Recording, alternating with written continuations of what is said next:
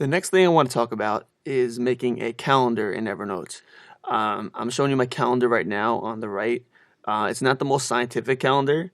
There's definitely a lot of different programs and apps that are more tech friendly and futuristic looking. This is not the most advanced system, but it's the way I've been using my calendar for years, and it's the way that it's worked for me. So I recommend you do the same and you find what works for you. But if you are interested in learning the way that I do my calendar, then I'll show you right now. It takes about maybe a couple hours in the beginning of the year to set up, and it's very, very simple, as you can see. I like that it's simple. I like that I don't need some special app, some calendar app outside of my Evernote app to see my calendar. I like that it's all inside of Evernote, and I like that I could see a month or possibly 6 weeks in one glance. So I start with just doing the first day, which is just 1/1. That's January 1st. And then these notes over here I can explain. So it's New Year's Day, obviously. Icon is the name of my job currently. So I have, what days I have work, what days I don't have work, meaning my full-time job. Uh, so when these are all highlighted like this, that means that the day has passed. That means that I'm done with that day. I did what I had to do, and the next day moves on. The green means that it's a weekend. So I know when I'm planning very quickly, like if somebody says, are you available for the weekend of the 16th? I could just easily look at it and figure it out.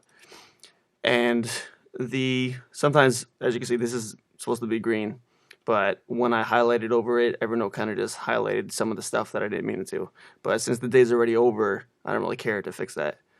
So you can see that this is January 1st, and can I make this bigger? Okay. So I can't really make this bigger, but for this purpose of you seeing everything I'm talking about, I'm going to make this font bigger. Normally I keep it always the same font, but okay, so that should be better now. So as you can see, this is January 1st. I didn't have work, and it was New Year's Day. And then I just have 2, 3, 4 for each one of the days in January. And you can see at a glance, you can see the whole month of January, all the way to 2/1, which is the next month, February.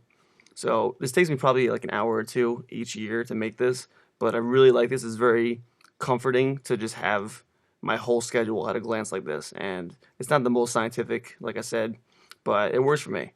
So I'll have just days that I have to work, and I know in my head like what time I have to work and stuff, so I don't need like a specific calendar for that. And then you have the weekends, which are highlighted for me, and then I can just keep going down. I can see what I was doing or what I need to do. So, for instance, Duke St. John's game, 2 p.m.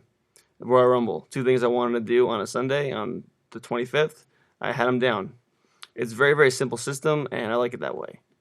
So if you keep going, you'll see that I have this for the entire year. And it makes it very easy for me to plan because somebody says, oh, there's some sort of engagement party on the 25th of April. Are you available? And I can easily just go to Evernote and pencil it in. And then because Evernote is the way it is, it will sync up to my website version of Evernote and also to my desktop version of Evernote. So how would I make this kind of calendar? Well, very simply, I would make a new note like this.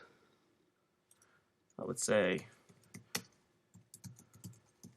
test calendar and the year.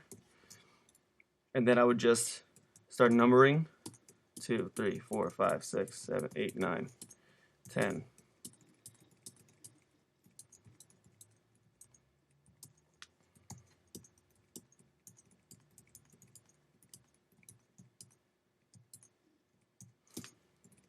And I would just take this little colon and I'm just command Ving right now.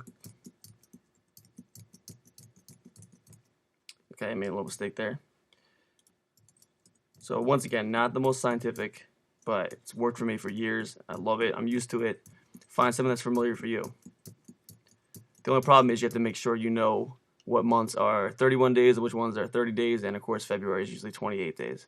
So, that's the basics of how to do it. I would just take the weekends and just highlight them like this.